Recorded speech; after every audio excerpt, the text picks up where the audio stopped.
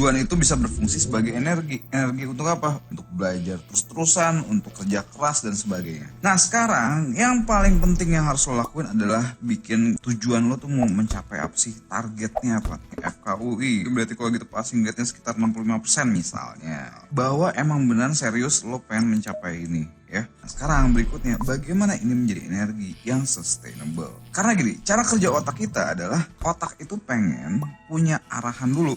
Nanti otak itu akan cari jalan bagaimana kita bisa ke sana. Setiap ada kesempatan kita ke sana.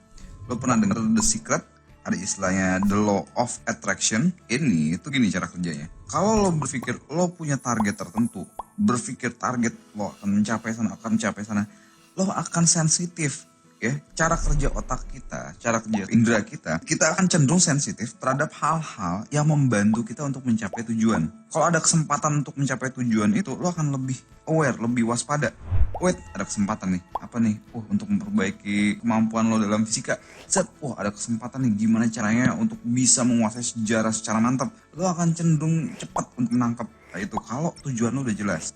Karena apa? Otak itu secara sadar maupun tidak sadar, di dalam bawah sadar lo juga, dia membangun jaringan-jaringan, mencari-cari jalan untuk mencapai tujuan lo itu. Ya, ingat ya, di dalam tidur, otak itu, research juga membuktikan bahwa ketika kita tidur, otak tuh aktif. Aktif ngapain? Mengendapkan apa yang lo pelajarin, mencari solusi-solusi untuk masalah-masalah yang lo punya, mencari jalan bagaimana mencapai tujuan yang lo capai. Jadi tujuan itu penting banget.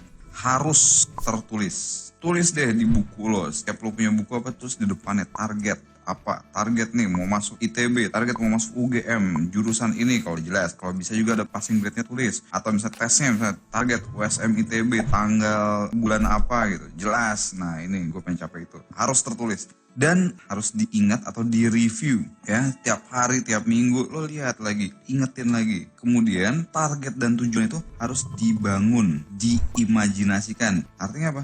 Tujuan itu harus lo bayangin, lo gambarin, lo pengen kesana. Otak lo harus benar-benar menciptakan tujuan itu sendiri ya. Tujuan itu harus benar-benar jelas visinya, secara visualnya. Makanya gue selalu saranin, datengin deh.